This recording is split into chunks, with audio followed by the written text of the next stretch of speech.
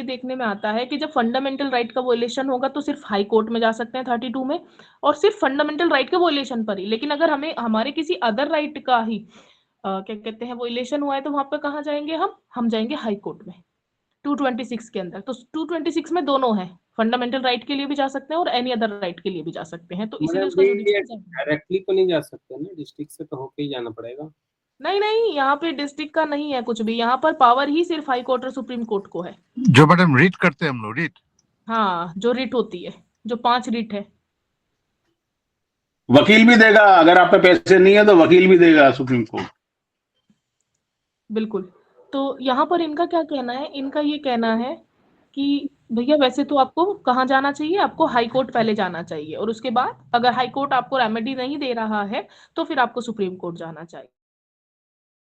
ये क्या कहते हैं, ये कोई पत्थर की लकीर नहीं है कि पहले आप 226 में ही जाएंगे, नहीं।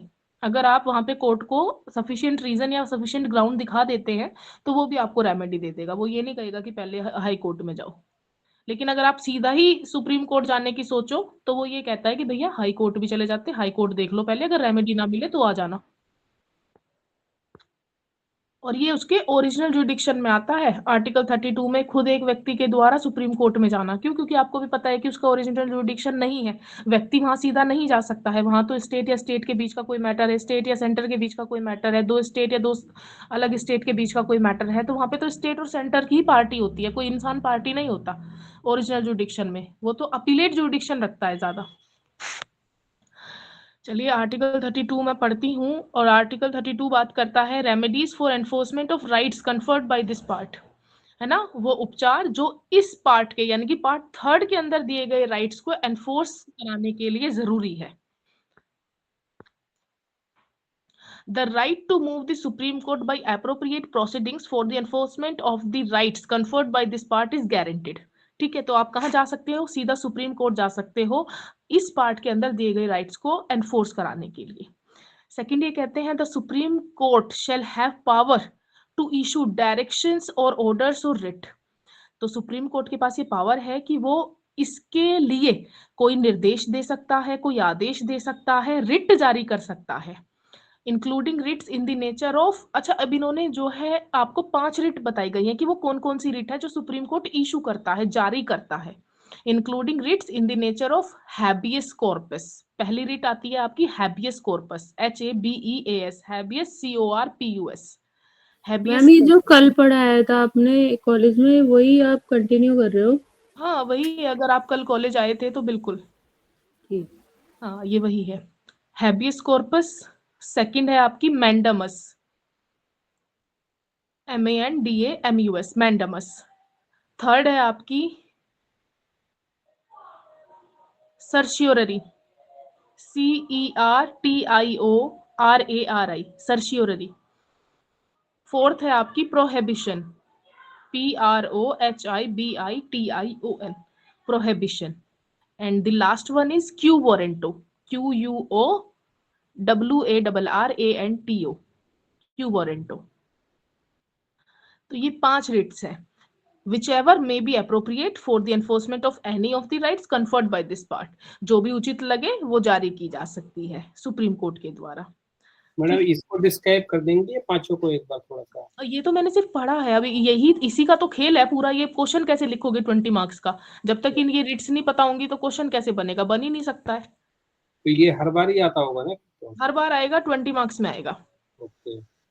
देखिए हैबियस कॉर्पस क्या है, हैबियस कॉर्पस तब जारी की जाती है जब किसी को इलीगली या अनलॉफुली डिटेन किया गया हो, है ना, यानी कि उसको जो है गलत तरीके से डिटेन किया गया, विदाउट द एस्टेब्लिश्ड प्रोसीजर, है ना, विधि द्वारा स्थापित प्रक्रिया नहीं अपनाई गई, या वहां पर कोई लॉ था ही नहीं जिसमें उसको गिरफ्तार किया गया है, सिर्फ उसको डिटेन कर लिया गया बिना किसी लॉ के, है ना, या फिर वो प्रोसीजर फॉलो नहीं किया गया जो कि किया जाना चाहिए था एक व्यक्ति को गिरफ्तार किया जाने के समय। तो ये कहते हैं to ensure the release of a person who has been unlawfully detained, इस बात को इंश्योर करता है कि उस व्यक्ति को रिलीज किया जाना चाहिए जिसको कि अवैध रूप से गिरफ्तार किया गया है, डिटेन किया गया है।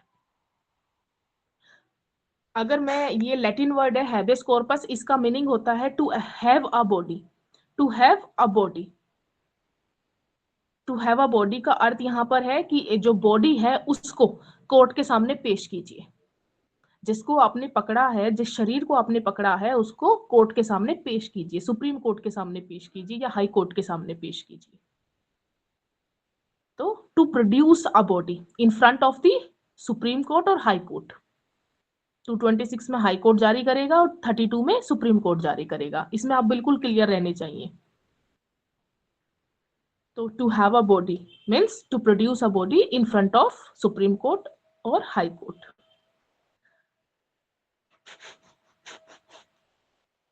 ये कहते हैं if the state illegally detains a person, if the state illegally detains a person, अगर स्टेट ने, क्योंकि स्टेट के अगेंस्ट ही इशू होंगी ये सारी चीजें, स्टेट के अगेंस्ट ही वो हमें गारंटी किए गए हैं और हमें अपने जो रेमेडी चाहिए वो भी स्टेट के अगेंस्ट ही चाहिए।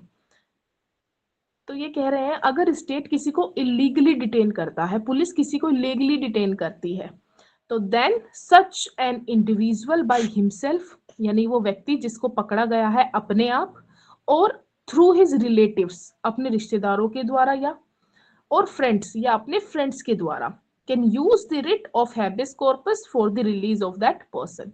हैबिस कॉर्पस को यूज कर सकता है अपनी रिहाई के लिए।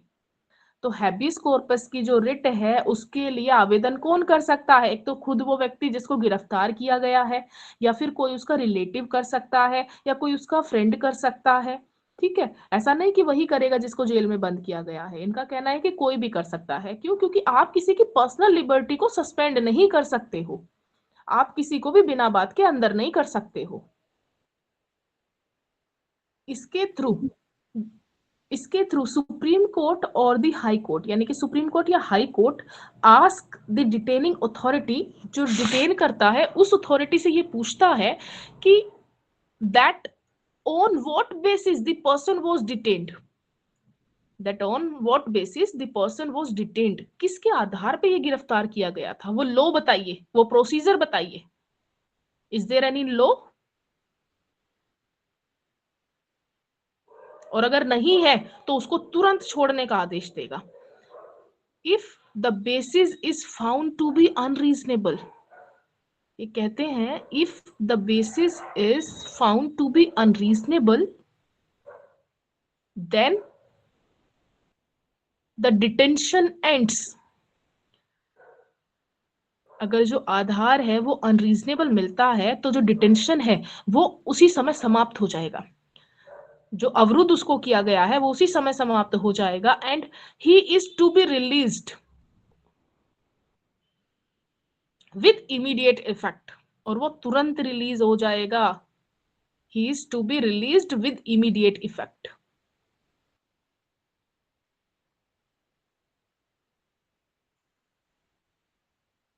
इसमें केस लो है Rudal Shah versus state of Bihar, RUDUL, Rudal Shah, SHA।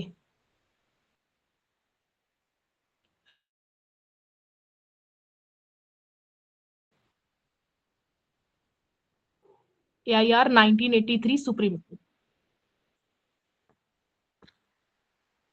Rudal Shah versus state of Bihar, AIR 1983 supreme court. ये ऐसा केस है जिसके अंदर हैबिस कॉर्पस रिट को इशू किया गया। क्यों इशू किया गया? क्योंकि इसमें रुदल शाह को 14 सालों तक बिना किसी बात के अंदर रखा गया, जबकि उसकी रिहाई 14 साल पहले की जानी चाहिए थी, लेकिन उसके बाद भी उस तारीख को उसको रिलीज नहीं किया गया और स्टेट की गलती की वजह से वो 14 साल तक जेल में बंद रहा, रिहा होने के बावजूद भी। तो यहां पर उसको कंपनसेशन दिलाया गया बाय द स्टेट।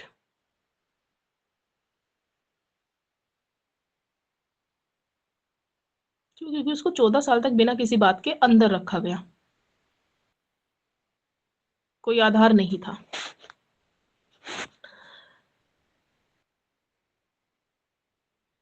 अब बात आती है कि कब आप इसको यूज नहीं कर सकते हो। When you can not use the writ of habeas corpus.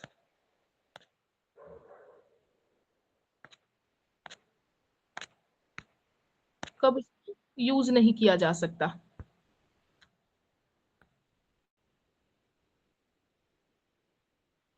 when you cannot use the writ of habeas corpus, तो there are 4 conditions, 4 कंडीशन है, 4 परिस्थितियां हैं जिसमें कि हैबियस कॉर्पस को जारी नहीं किया जा सकता है। वो 4 कंडीशंस कौन सी हैं? First one is if detention is lawful. अगर डिटेंशन लॉफुल है तो क्यों करेंगे हम तो तभी हैबियस कॉर्पस जारी करेंगे ना अगर डिटेंशन अनलॉफुल है, उस पर कोई लॉ नहीं है या प्रोसीजर फॉलो नहीं किया गया है। तो अगर डिटेंशन लॉफुल है तो ये जारी नहीं की जा सकती है। सेकंड ये कहते हैं if there is contempt of court, if there is contempt of court, अगर कंटेम्प्ट ऑफ कोर्ट किया है किसी व्यक्ति ने तो हैबियस कॉर्पस जारी नहीं की जा सकती है। न्याय की अवमानना अगर किसी ने की है तो वहां पे हैबियस कॉर्पस रिट जारी नहीं होगी। थर्ड ये कहते हैं if detention is outside the jurisdiction of the court, if detention is outside the jurisdiction of the court या of the supreme court और high court, अगर जो डिटेंशन है, जो गिरफ्तारी है वो सुप्रीम कोर्ट यानी कि भारत के अंदर ये की ही नहीं गई है, भारत के बाहर की गई है, तो वहां पे सुप्रीम कोर्ट का जुडिक्शन कैसे आ जाएगा? सुप्रीम कोर्ट का जुडिक्शन तो भारत के अंदर ही है ना सिर्फ। तो ये कहते हैं कि अगर जो गिरफ्तारी की गई है वो सुप्रीम कोर्ट के जुडिक्शन के बाहर की गई है तो वहां पर भी ये इश्यू नहीं की जा सकती है। And fourth one is if detention is by a competent court, if detention is by a competent court, अगर किसी सक्षम न्यायालय ने उसको गिरफ्तार किया है तो वहां पर भी ये जारी नहीं की जा सकती है।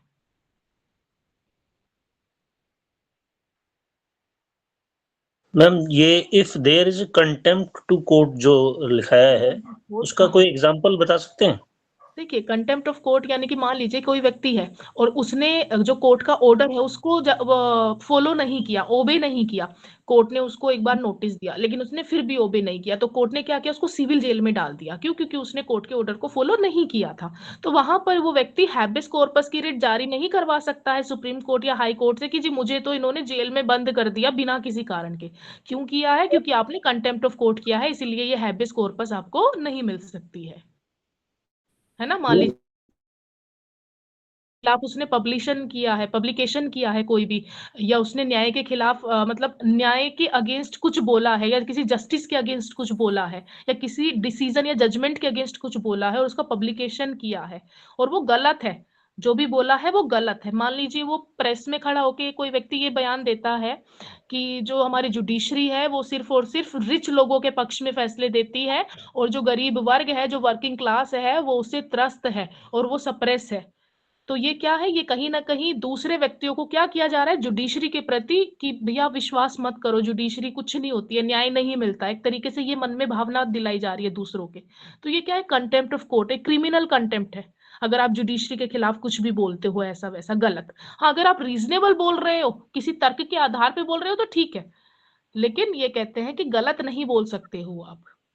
ये मैम जो ये जुरिडिक्शन बताया आपने थर्ड वाला कि इस जुरिडिक्शन से बाहर होगा, तो इसका क्या एग्जांपल हो सकता है? ये तो इसके अभी मैंने बताया, तो अगर मान लीजिए भारत के अंदर उसको गिरफ्तार नहीं किया, उसको इंग्लैंड में गिरफ्तार किया गया है, तो कैसे कर देगा हैबियस कॉर्पस जारी? सुप्रीम कोर्ट कर ही नहीं सकता। ये इंग्लैंड में किया, लेकिन ऑर्डर पे तभी करेगा ना जब यहाँ के किसी कोर्ट का ऑर्डर होगा। ऐसे किसी को इंग्लैंड में जाके थोड़ी गिरफ्तार कर अरे लेगा। भैया मान लीजिए उसने इंग्लैंड में कोई अपराध किया, इंग्लैंड की पुलिस ने उसे पकड़ लिया और यहाँ हैबियस कॉर्पस कह रहा है कि जी यहाँ हैबियस कॉर्पस जारी कर दो।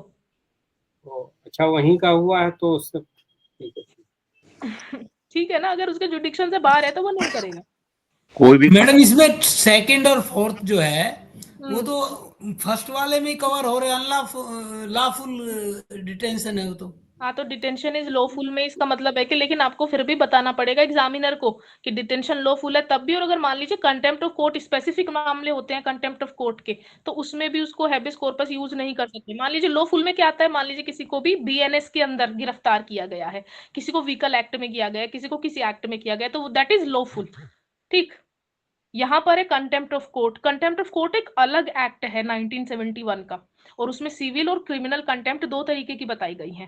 ठीक है, तो ये उसके अंदर कवर होता है। साथ ही साथ ये बात करते हैं कॉम्पिटेंट कोर्ट। कॉम्पिटेंट कोर्ट ने अगर आदेश दिया है, मान लीजिए किसी ने नॉन कॉग्निजेबल ऑफेंस किया है, कॉग्निजेबल ऑफेंस में तो पुलिस गिरफ्तार कर लेती है सीधा, नॉन कॉग्निजेबल ऑफेंस में मजिस्ट्रेट ही सिर्फ गिरफ्तार करने का ऑर्डर करता है। तो वहां पर अगर उसको गिरफ्तार कराया गया है तो ये कहते हैं कि इसको भी हम नहीं छेड़ेंगे। तो जब आप मैडम इसको जैसे यहाँ से कोई समझ कोर्ट के आओगे ना, तो ये अलग है, ये सारी चीजें अलग है समझने में जब आते हैं, तो एक नहीं है, तीनों अलग है। ये मैडम जैसे विजय माल्या को गिरफ्तार करने का ऑर्डर यहाँ से होता है, तो इस पे अप्लाई नहीं होगा ना, ये क्या होगा? क्योंकि हमारी कोर्ट ने यहाँ से ऑर्डर किया है गिरफ्तार करने के लिए, तो हम अगर इंग्लैंड में हमारी रॉ जाके गिरफ्तार करती है तो ये तो आएगा इसमें? ये तो आएगा इसी में ही, ये तो हमारे जुडिक्शन में आएगा, क्योंकि हम उसको क्या चाह रहे हैं, एक्स्ट्राडिशन चाह रहे हैं भैया, हम उसका प्रत्यार्पण चाह रहे हैं कि वो हमारे देश में लाया जाए गिरफ्तार करके। ओके। वो हैबिस कॉर्पस फाइल नहीं कर सकता ना फिर। हैबिस कॉर्पस फाइल तब करेगा ना जब उसको ऐसा लग रहा हो कि मैं लॉ के अंदर गिरफ्तार नहीं हुआ हूं, कर दो, वो तो खुद ही जो है आपका सुप्रीम कोर्ट रिजेक्ट कर देगा उसको। ठीक ठीक, मतलब उसके पास वैसे कोई राइट नहीं बनता, मतलब अगर जैसे विजय माल्या ले लो या जो भी यहाँ से भाग गए हैं, कोई भी उनके हो, पास ये कह रहे हैं अगर वो किसी एक्ट के अंदर किया गया है ना, स्टैब्लिश प्रोसीजर बाय लॉ के अंदर किसी को गिरफ्तार किया गया है ना, वहां पे हैबियस कॉर्पस नहीं होगा, सिर्फ तभी होगा जब किसी को इलीगली डिटेन किया गया हो। मान लीजिए ऐसे बहुत सारे केसेस होते हैं, लड़का लड़की भाग गए हैं तो वहां हाँ, पे यही लड़के मेन होता है मैडम, ये लड़का लड़की भागने वाले में ही मेन होता है ज्यादातर। है ना, वो 4 दिन तक, वो हफ्ते हफ्ते, एक महीना वो जेल में पड़ा है, उसको कोर्ट के सामने लाया ही नहीं जा रहा है। मान लीजिए किसी मजदूर को पकड़ लिया और उसको कोर्ट के सामने, ये मेनली इसीलिए है कि भैया आप 24 घंटे से ज्यादा किसी को मत रखो। अगर आप रख रहे हो इट मीन्स कि आपने क्या किया है, जो लॉफुल, आप जिस लॉ के अंदर आपने उसको गिरफ्तार किया ना, उसी का आपने वायलेशन कर दिया, इसलिए आप उसको 24 घंटे से ज्यादा नहीं रख सकते हो, लॉ होने के बावजूद भी नहीं रख सकते। ठीक ठीक है मैम। अब यहाँ पे हम बात करेंगे मैंडामस की। ये मैंडामस क्या कहता है? मैंडामस का अर्थ होता है वी कमांड, हम आदेश देते हैं, we command to direct a public official और authority to perform a duty they are legally bound to perform a duty they are legally bound to perform।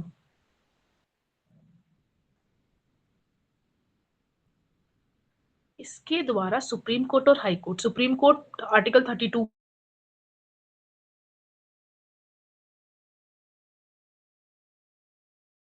गए हैं,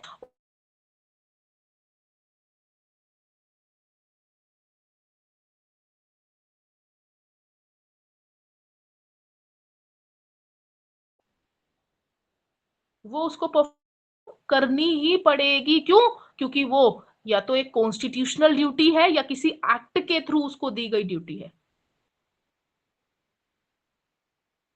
विच इज अंडर कॉन्स्टिट्यूशन और any other act.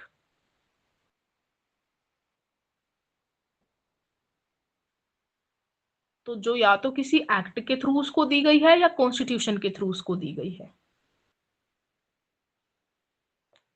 FIR लिखना, ये क्या है, उसकी duty है। एफआईआर की कॉपी आपको फ्री में देना, ये क्या है, उसकी ड्यूटी है। अगर वो नहीं करता है तो आप मैंडामस जारी करा सकते हैं, यानी कि इसके थ्रू आप एक पब्लिक ऑफिशियल को, सिर्फ और सिर्फ पब्लिक ऑफिशियल को, ऐसा नहीं कि आप किसी जो है प्राइवेट को नहीं कर सकते, इसके अंदर पब्लिक को ही कर सकते हो, और उसकी एक पब्लिक ड्यूटी भी होनी चाहिए, there should be a public duty. ये मैडम मैंडामस ये हाई कोर्ट दोनों में होता है ये? हाँ, दोनों में। मैं तो बताया ना आपको, 226 बिल्कुल ऐसा ही है जैसा 32 है, बल्कि 226 का जुडिक्शन तो सुप्रीम कोर्ट से भी ज्यादा है। सुप्रीम कोर्ट तो ये रिट तभी जारी कर सकता है जब किसी का फंडामेंटल राइट का वायलेशन हो रहा हो, हाई कोर्ट तो तब भी कर सकता है जब एनी अदर राइट भी हो। ये मैं ड्यूटी परफॉर्म कराने के लिए है ना, फोर्सली? हाँ, ड्यूटी परफॉर्म कराने के लिए है, ऐसी ड्यूटी जो या तो कॉन्स्टिट्यूशन में डिस्क्राइब की गई हो या किसी एनी अदर एक्ट के द्वारा डिस्क्राइब की गई हो। मतलब केवल पब्लिक ऑफिसर ही हैं बस, बाकी हाँ, जनरल पब्लिक? सिर्फ और सिर्फ पब्लिक ऑफिसर।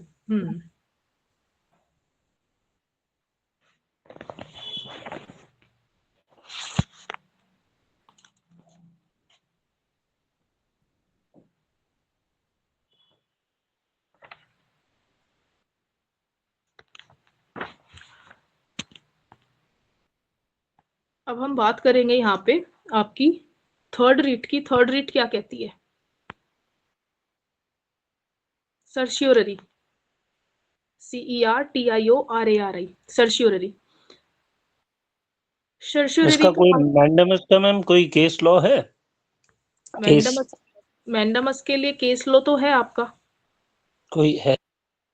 एक तो इसमें जो मैंडेमस आप लिख रहे हो, एक और चीज भी लिखिएगा, इसमें नोट कीजिएगा कि the writ can not be issued, यानी कि mandamus can not be issued against the president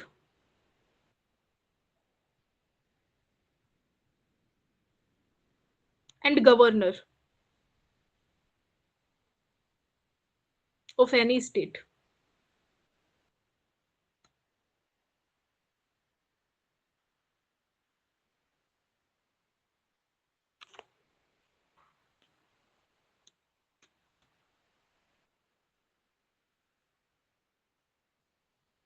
तो ये प्रेसिडेंट और गवर्नर के अगेंस्ट नहीं जारी की जा सकती है।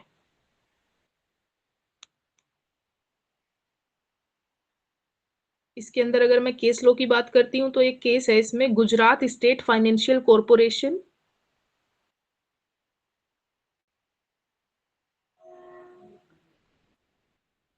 Gujarat state financial corporation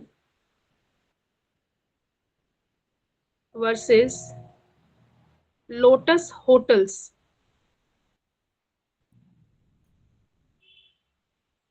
lotus hotels, HOTELS hotels, AIR 1983।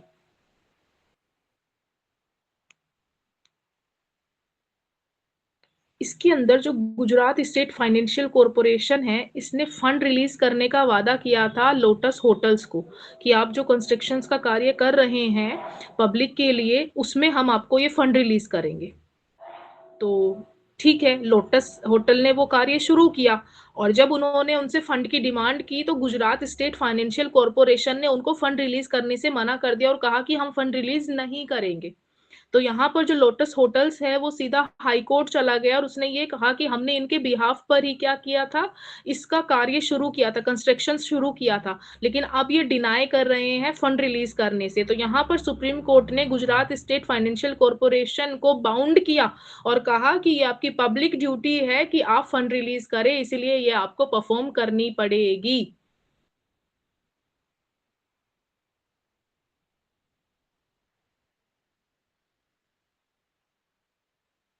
अब हम थे सर्शियोररी पर, जो हमारी नेक्स्ट डेट थी।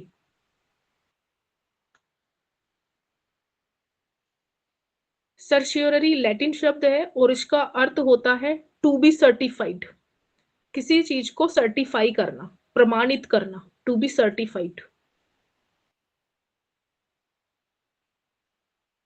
प्रमाणित करना। जब हम सर्शियोररी की बात करते हैं तो यहां पर ये कहते हैं to quash an order passed by a lower court, tribunal और अथॉरिटी,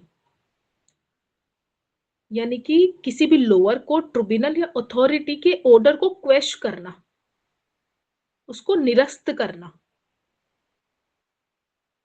क्यों निरस्त करना? क्योंकि वो सही नहीं था, वो इलीगल जजमेंट था, वो विदाउट जुडिक्शन दिया गया था, या वो आपका अबोव द जुडिक्शन दिया गया था, जुडिक्शन के बाहर दिया गया।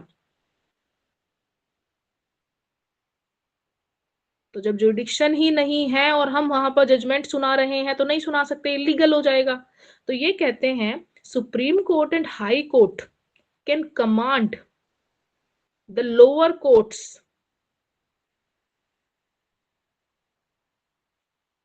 and tribunals to submit its record for their review.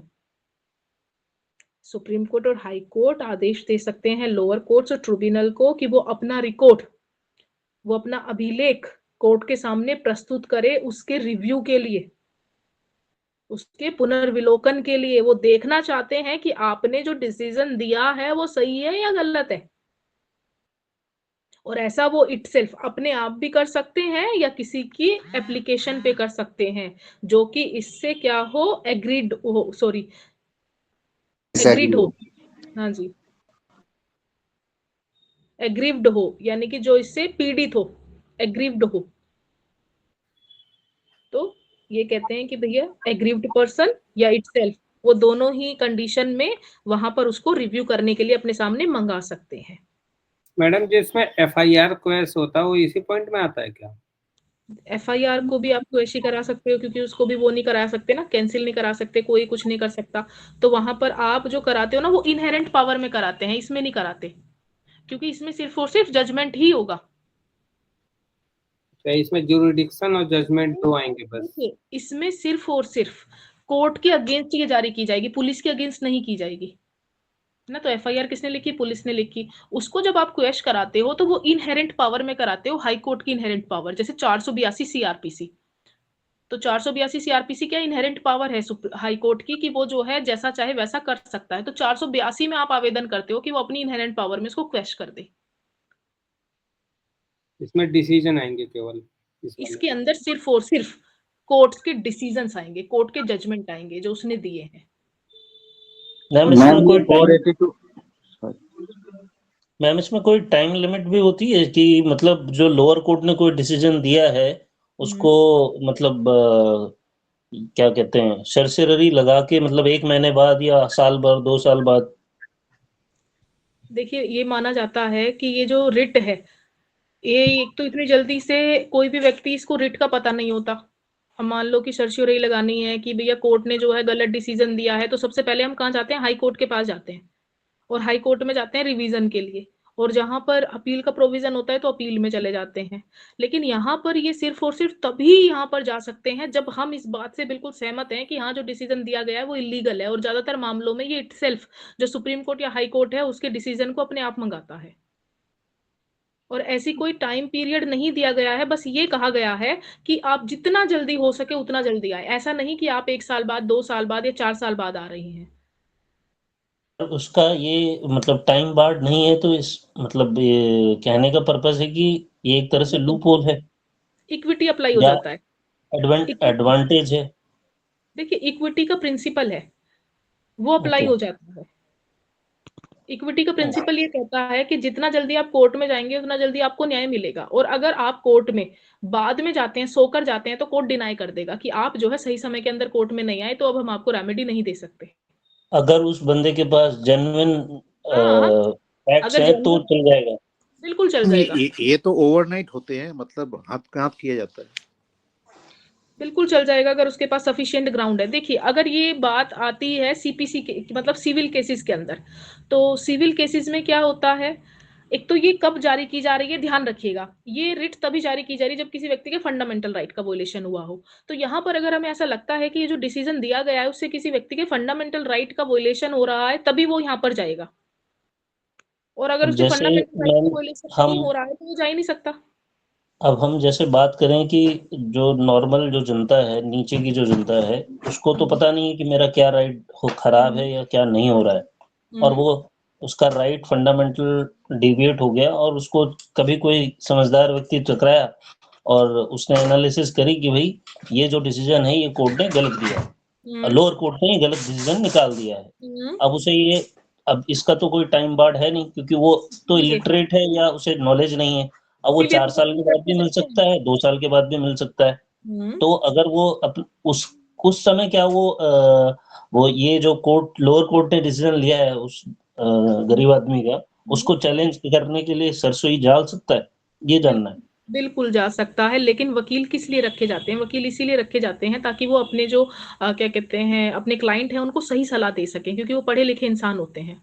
और ज्यादातर केसेस में ये क्रिमिनल केसेस में हम इसमें जाते हैं सर्शियोरी में। क्यों? क्योंकि सिविल केसेस में ऐसा कोई हमारा राइट नहीं होता, हमें जेल में नहीं डाला जाता। वहां तो हमसे सिर्फ पैसे मांगे जाते हैं कि भैया ये मुआवजा है या ये कंपनसेशन है जो आपको दूसरे को देना पड़ेगा। ठीक है ना? अच्छा, और ओके। उसमें एक टाइम लिमिट दी गई है कि इतने दिन के अंदर ही आपको जाना है। CPC में लिमिटेशन एक्ट लगता है और उसके अकॉर्डिंग ही जाना होता है। अधिकतर वहां पे 90 डेज का समय होता है, 3 महीने का। जैसे अभी आपने भी एक डिस्कस करा ना, हैबिस कॉर्पस 14 साल तक वो लेडी अंदर रही अंदर और रहे, हाँ। 14 हाँ, तो मतलब 14 साल बहुत बड़ा वो हो गया। तो मेरे कहने का मतलब किसी के अलग डिसीजन यहाँ पे गलत हो रखा है, लोअर कोर्ट ने ले रखा है, बट कोई भी XYZ कारण हो सकता है, और हाँ जिसकी देखिए, वजह से सफिशिएंट ग्राउंड हमेशा वो काउंट करेगा। क्यों? क्योंकि कोर्ट कभी बंध नहीं सकता किसी लॉ के अंदर।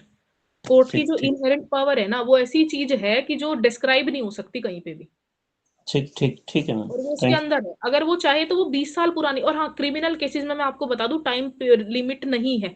जो 3 साल से ऊपर के केसेस है ना, उनमें टाइम यू। पीरियड अप्लाई नहीं होता। अगर ओके वहां पर किसी ने ऐसा कोई ऑफेंस किया है जो 3 साल से ज्यादा की पनिशमेंट है, और वहां पर वो पकड़ा नहीं गया और वो पकड़ा जाता है 10 साल के बाद, तो 10 साल के बाद भी उसको सजा मिलेगी, भले ही वो उस समय ना पकड़ा गया हो जिस समय उसने ऑफेंस किया। मतलब क्रिमिनल केसेस में ये है। हाँ, क्रिमिनल केसेस में लिमिटेशन पीरियड नहीं लगाया गया है। ठीक ठीक ठीक। वहां पे ये कहते हैं कि भैया जिस दिन अपराधी मिलेगा उस दिन से शुरू होगा लिमिटेशन पीरियड, या जिस दिन हमें अपराधी का पता चलेगा उस दिन से शुरू होगा। ओके ठीक है, तो इसमें जा सकते हैं बिल्कुल। मैडम ये जो 226 में जो हाई कोर्ट में अदर केस में जाएंगे फंडामेंटल के अलावा, हम्म, उसमें भी ये 5 रिट जो है हाई कोर्ट इश्यू कर सकता है कि नहीं कर सकता? बिल्कुल कर सकता है।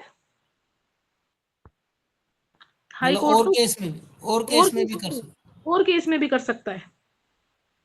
तो इसका मतलब जो अभी ये पॉइंट आया था ना कि केवल फंडामेंटल में ही करेगा, तो ये अलग अदर केस सुप्रीम में भी कोर्ट, करेगा? Supreme court. हाँ, सुप्रीम कोर्ट क्या कर सकता है, ये हाई कोर्ट तो कर सकता है ना औरों में भी? हाँ हाँ, औरों में भी करेगा। यही तो मैंने कहा आपको कि उसका जुडिक्शन वाइड है। अब चलिए आगे बढ़ते हैं।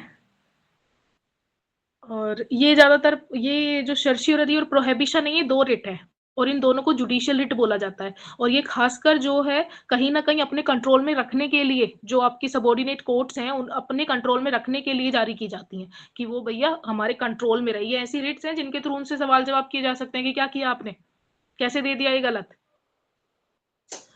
मैम तो सरसों का कोई एग्जांपल या केस है तब? यहाँ पर आपको अगर जो है केस कहते हैं,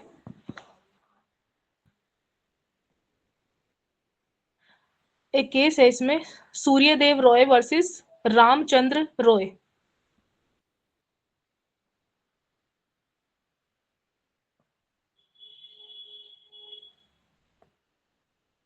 सूर्यदेव रॉय वर्सेस रामचंद्र रॉय, जिसमें माननीय सुप्रीम कोर्ट ने ये कहा कि जो सर्शियरी की रिट है ये हमेशा अवेलेबल होती है। Certiorari is always available against inferior court and not against equal और higher courts. It cannot be issued by a high court against any high court.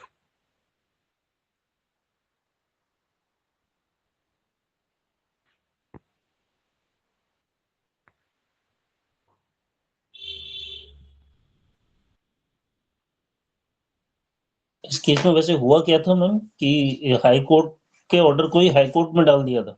इसका ये कहना था भैया एक हाई कोर्ट ने ऑर्डर दिया है और आप जो है दूसरे हाई कोर्ट में जा रहे हो कि इसके जो है डिसीजंस को आप सर्टिफाई कर दो।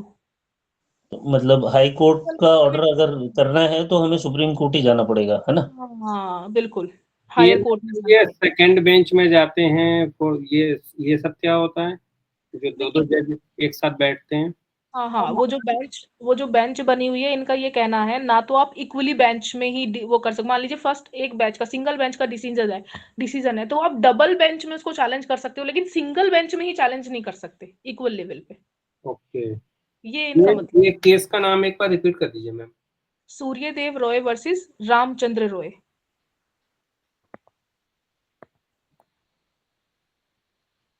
ये कौन से साल का केस है मैडम? ये आप ईयर देखिएगा, ईयर इसमें दिया हुआ नहीं है इन्होंने। सूर्यदेव रॉय वर्सेस रामचंद्र रॉय। मैम ये सर्शियरी रिट जो है उसका एग्जांपल है ना? हाँ उसी का। ये क्या कहते हैं कि भैया जब किसी ने विदाउट जुडिक्शन डिसीजन दिया है, अधिकतर उन्हीं मामलों में ये जारी की जाती है, when a court has acted without जुडिक्शन। Madam ये 2003 का है, okay. 7 August. if there is lack of jurisdiction it can be issued. If there is lack of jurisdiction,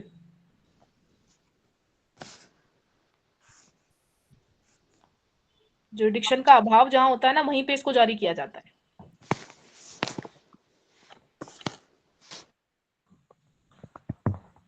अब आगे बात करेंगे प्रोहिबिशन की, क्योंकि आपको केस लॉ वहां पे याद नहीं रहने वाला है, आप एग्जाम में लिख भी नहीं पाओगे।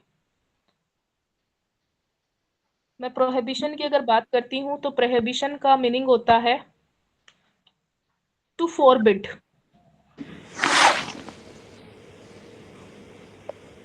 टू फॉरबिड, रोकना किसी चीज को। Prohibition means to forbid, to prevent a lower court or tribunal from exceeding its jurisdiction। वहां पर हम कब रोक रहे हैं सर्शियरी में? तब रोक रहे हैं जब जुडिक्शन का उसने इस्तेमाल कर लिया, एक्सीडिंग जुडिक्शन का, है ना, यानी कि जब उसने डिसीजन दे दिया उसके बाद हम कहा जा रहे थे सर्शियरी में। और प्रोहिबिशन में कब जाएंगे? जब वो अपने इस जुरिस्डिक्शन का यूज कर रहा है, उसी दौरान चले जाएंगे, इन बिटवीन प्रोसीडिंग। ये किसी भी केस के बीच में जारी की जाती है, in between proceeding, to prevent a lower court और tribunal from exceeding its jurisdiction. अपने जुरिस्डिक्शन से बाहर जाने से उसको रोकना है कि अपने जुरिस्डिक्शन में रह के कार्य करो, उससे बाहर मत जाओ। तो ये कार्यवाही के बीच में इशू की जाती है जब कोई कोर्ट अपने जुरिस्डिक्शन को लांघने की कोशिश करता है, उससे बाहर जाने की कोशिश करता है।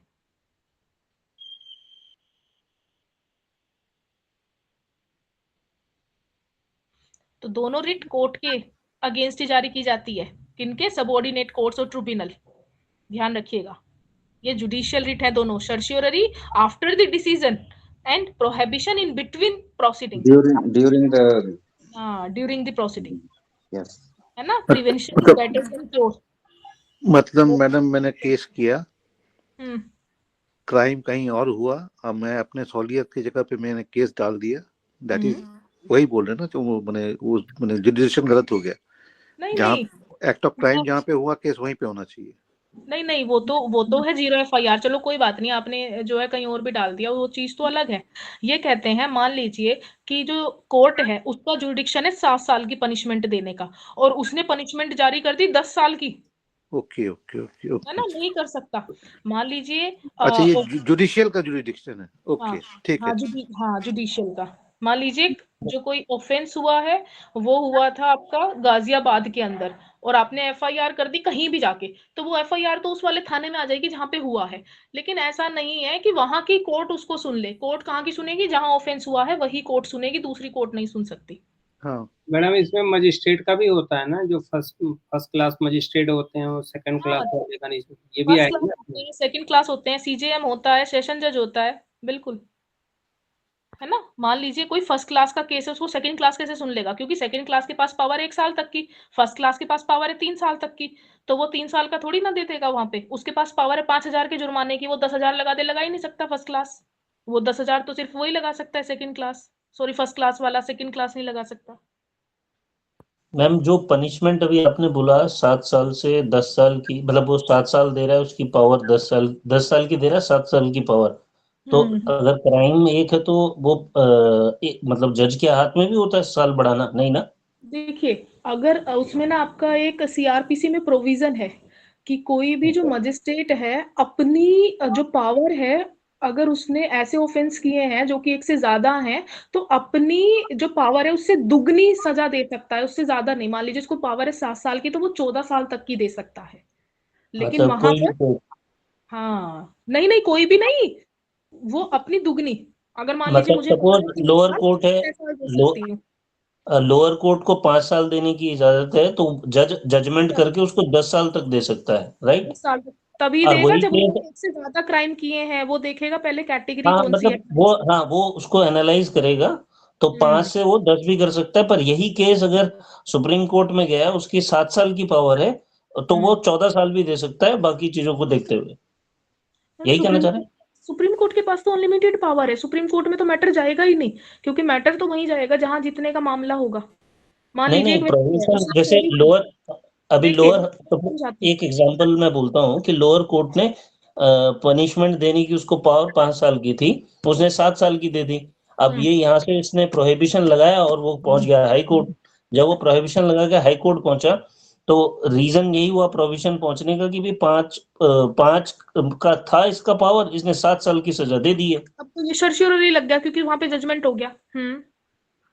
हाँ, या हाँ वैसे कर लो, या सरसरी के ही पॉइंट को पकड़ लो, तो वो वहां जो ईयर्स हैं तो वो फिर सुप्रीम कोर्ट चला जा सकता है ना। बिल्कुल जाएगा कि दे ही नहीं सकता तो कोई भी अपने जुडिक्शन से ज्यादा, लैक ऑफ जुडिक्शन है। पर मेरा जो क्वेश्चन है वो ये है कि अगर किसी ने कोई एक क्राइम करा है तो सुप्रीम कोर्ट 5 साल की दे, 7 साल की दे सकता है और लोअर कोर्ट 5 साल की दे सकता है, ऐसा है मतलब? No, there is nothing this type of provision in any law. ऐसा कोई प्रोविजन किसी लॉ में नहीं है। देखिए यहाँ पर एकदम जो सीमा है वो तय की गई है कि अगर कोई मैटर है, देखिए बीएनएस आप पढ़ रहे हैं और बीएनएस में हर जगह आपको उसकी सजा मिलेगी। इसमें 1 साल होगी, इसमें 2 साल होगी, इसमें 5 साल होगी, इसमें 7 साल होगी, इसमें 10 साल होगी, डेफिनेटली। ठीक है, तो वहां पर हमें ये बताया गया है कि जो फर्स्ट क्लास मजिस्ट्रेट है उसके पास ऐसे ऑफेंसेस जाएंगे जिनमें कि 1 साल तक की सजा दी जा सकती है। सेकंड क्लास मजिस्ट्रेट के पास ऐसे बात जाएंगे जिनमें 3 साल तक की सजा दी जा सकती है। सीजेएम के पास ऐसे केसेस जाएंगे जिनमें 7 साल तक की सजा दी जा सकती है।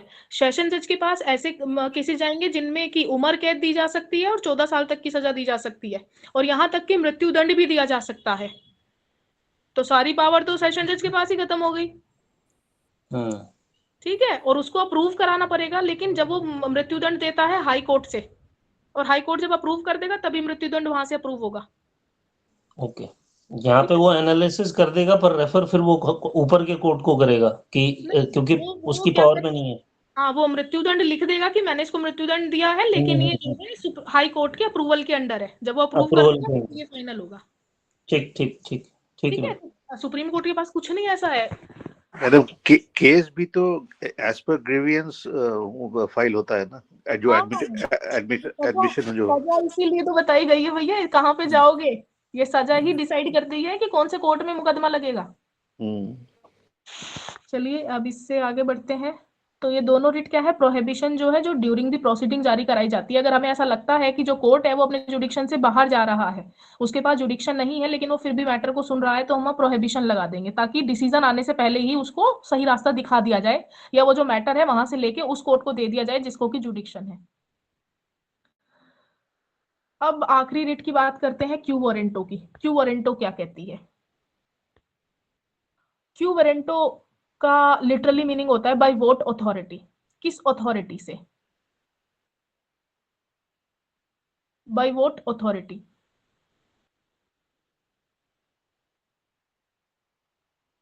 जब भी कभी हमें ऐसा लगता है कि कोई व्यक्ति है और उसके पास वो क्वालिफिकेशन नहीं है जिस पद पर वो बैठा हुआ है, या फिर ऐसा लगता है कि वो फर्जी क्वालिफिकेशन के आधार पर वहां बैठा हुआ है, ठीक, तो आप क्या कर सकते हो, आप सुप्रीम कोर्ट या हाई कोर्ट, इवन कोई भी सुप्रीम कोर्ट या हाई कोर्ट में ये रिट जारी कराने के लिए आवेदन कर सकता है कि उससे ये पूछिए कि वो किस अथॉरिटी से इस पद को धारण कर रहा है, to inquire into the legality of a person's claim to a public office.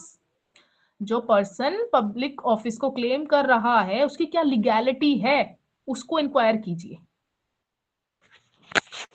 By using this writ, court can question any public authority that by what authority have you assumed this public office।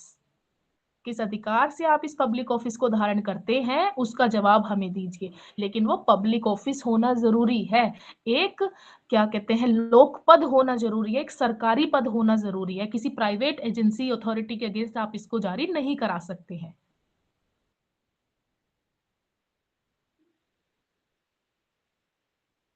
तो ये कब जारी होगी? ये तभी जारी होगी जब वो क्वेश्चनेबल है, वो पर्सन जो उस पब्लिक ऑफिस को क्लेम कर रहा है। मैडम कोई एग्जांपल? एग्जाम्पल तो इसमें बड़े सिंपल से आते हैं, आप कैसे भी मान सकते हैं। मान लीजिए कोई क्या कहते हैं कांस्टेबल है, ठीक है, और आपको ऐसा लगता है कि वो 8वीं पास है, वो 12वीं पास है ही नहीं, और जबकि क्वालिफिकेशन उसके लिए 12वीं पास होनी जरूरी है, ठीक, क्योंकि आपके साथ ही वो पढ़ता था कभी किसी जमाने में। तो आप वहां पे क्वेश्चन कर सकते हो, रिट डाल सकते हो कि भैया किस अथॉरिटी से ये बैठा हुआ है इस पद पर, बताइए। आप मुख्यमंत्री के अगेंस्ट भी डाल सकते हो, लेकिन वहां क्वालिफिकेशन ही नहीं है। ओके ओके, ठीक, तो जहाँ पे जो क्वालिफिकेशन रिक्वायर्ड होती है उसके आधार पे डाला जा सकता है। अगर असिस्टेंट प्रोफेसर बनने के लिए नेट जरूरी है और आपको पता है कि नेट नहीं है इस पर्सन के पास, तो आप बिल्कुल डाल सकते हो, अगर वो कोई भी सरकारी असिस्टेंट प्रोफेसर है। तो इसमें मैडम जो गलत तरीके से नौकरी पाए हैं सरकारी, उन पे अप्लाई सारे होगा? सारे क्वेश्चन मार्क लग जाएंगे उन सब पे। ये उन्हीं के लिए है जो फर्जी डॉक्यूमेंट्स पे नौकरी पाए हैं, ओके और हमें पता है कि उनकी जड़ क्या है। मैडम, इसमें ये भी आएगा कि जैसे कांस्टेबल बोलता मैं एसएचओ हूँ, हाँ बिल्कुल आएगा। ये भी इसी में ही कैसे आएगा? SHO है? कैसे एसएचओ है, दिखा कैसे एसएचओ है। अगर तू नहीं दिखाएगा तो हम सीधा सुप्रीम कोर्ट से पूछ लेंगे। मतलब ये पब्लिक ऑफिसर जितने भी हैं उनकी वैलिडिटी चेक करना है किसी भी मोड में? हाँ बिल्कुल कर सकते हैं, अगर हमें लगता है कि वो सही ग्राउंड पर नहीं चुना गया है या उसके पास वो क्वालिफिकेशन नहीं है जिसके आधार पर उसको वहां पर बिठाया गया है या बनाया गया है। मैडम इसमें एक पॉइंट है, उसके जॉब के साथ उसका क्वालिफिकेशन सब्सटेंशिएट करना चाहिए। हाँ बिल्कुल, वो शर्तें पूरी करनी होगी जो उस पद को धारण करने के लिए जरूरी है, सरकारी पद को। नहीं, जैसे मैडम ये जैसे लेडीज को गिरफ्तार करने के लिए महिला पुलिस जरूरी है, तो वहां पे जेंट्स जाता है तो वो गिरफ्तार करने का अपना पावर दिखाता है, तो वो भी फिर इसमें ही आ जाएगा ना, क्योंकि उसके पास पावर तो है। उसके लिए सीआरपीसी का प्रोविजन है, और सीआरपीसी में ये कहा गया है कि अगर कभी कोई ऐसी परिस्थिति है कि जिसमें किसी महिला को गिरफ्तार करना जरूरी हो गया है, तो वहां पर एक पुरुष अधिकारी भी महिला को गिरफ्तार कर सकता है। ठीक है, तो यहाँ पर हम उसे ये नहीं कहेंगे बाई वोट अथॉरिटी, वो तो कह रहा जी मैं तो इंस्पेक्टर हूं, इसमें क्या मेरी अथॉरिटी चेक करोगे, मैं तो अपना पढ़ लिख के पेपर दे गई तो बनाऊं, तो यहाँ पे क्या चेक कर लोगे। मैडम एक पॉइंट है इसमें, ये जो क्या नाम है, अभी देखो निकल गया दिमाग से मेरे, जो आप बता रहे थे कि इसमें जो है मान लो कोई गलत तरीके से किसी पोस्ट पे बैठा है, तो इसमें फंडामेंटल राइट तो वायलेट हुआ नहीं, तो सुप्रीम कोर्ट नहीं, केवल हाई कोर्ट ही करेगा फिर। देखिए ये कहते हैं दोनों के पास अथॉरिटी है, वहां पे मान लीजिए एक अथॉरिटी है, सुप्रीम कोर्ट में तो केवल फंडामेंटल राइट के लिए जाएंगे ना, ये तो फंडामेंटल राइट नहीं वायलेट हुआ ना। उसी पे आ रही हूँ, सुनोगे तभी तो। मान लीजिए कि एक व्यक्ति ने हमें गिरफ्तार करके जेल में बंद कर दिया, और हमें पता है कि इसको अथॉरिटी नहीं है, ये उस पद पे है ही नहीं। जैसे कि एक व्यक्ति अभी जज बन के वहां पे वो चला रहा था, आपका पूरा कोर्ट चल रही थी, ठीक है ना, और कितने केसेस भी सुने गए गुजरात में। तो ये इनका कहना है भैया, अगर मान लो किसी हमारे फंडामेंटल राइट का वोलेशन हो गया ना, हमारी पर्सनल लिबर्टी तो छीन ली ना उसने आर्टिकल 21 के अंदर। नहीं वहां तो ठीक है, वहां तो ठीक है। मान लो मुझे ये पता लग जाए कि भाई यहाँ पे जो मतलब मान लो जो डीसी है वो गलत तरीके से अपॉइंटेड हुआ है, तो उसके लिए तो क्योंकि मेरा फंडामेंटल राइट नहीं वायलेट हुआ, तो मैं तो हाई कोर्ट जाऊंगा ना फिर तो केवल। हाई कोर्ट आपका फंडामेंटल राइट हो ना हो, आप हर जगह हाई कोर्ट ही पहले जाइए, यही कहना है सुप्रीम कोर्ट का कि पहले पहली सीढ़ी चढ़िए उसके बाद दूसरी चढ़िए। तो जहां पे आपको लगता है कि फंडामेंटल राइट हो रहा है तो पहुंच जाओ, और नहीं लग रहा तो वहां पे आप हाई कोर्ट चले जाओ। मैडम इसमें भी यही है ना, एक तरीके से फंडामेंटल राइट को तो डिस्टर्ब ही करता है ना पब्लिक ऑफिसर, इस वजह से मेरे को लगता है यहाँ पे दिया है। बस इसमें यह है कि भैया ये सभी स्टेट ने अपॉइंट कर रखे हैं, और स्टेट के अगेंस्ट हमें वो गारंटी किया गया है, इसीलिए।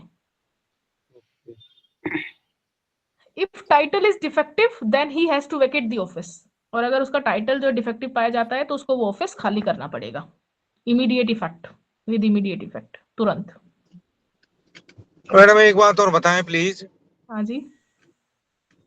किसी आदमी का मकान था और वो बैंक से उसने लोन लिया और वो भर नहीं पाया, बैंक वाले ने उसको डिफॉल्टर घोषित कर दिया। अच्छा, लेकिन बैंक वाला क्या उस पर कब्जा कर सकता है? फंडामेंटल राइट तो रहने का है। सर फेसाई एक्ट क्या कहता है जी? सर फेसाई एक्ट बनाया गया है जिसमें ये बताया गया है कि बैंक की पावर सिविल कोर्ट से भी ऊपर है, सिविल कोर्ट के ऑर्डर की भी जरूरत नहीं है बैंक को। अच्छा जी। सर फेसाई एक्ट पूरा का पूरा बैंक के फायदे के लिए बनाया गया है, जब आप उसको पढ़ोगे ना तो बैंक को इतना ज्यादा उसमें पावर दी गई है ना कि वो उसको पोजीशन में ले सकता है, और जो उसको टाइम देगा उस टाइम में अगर वो पे नहीं करता है तो उसको नीलामी करके अपने पैसे वसूल लेगा।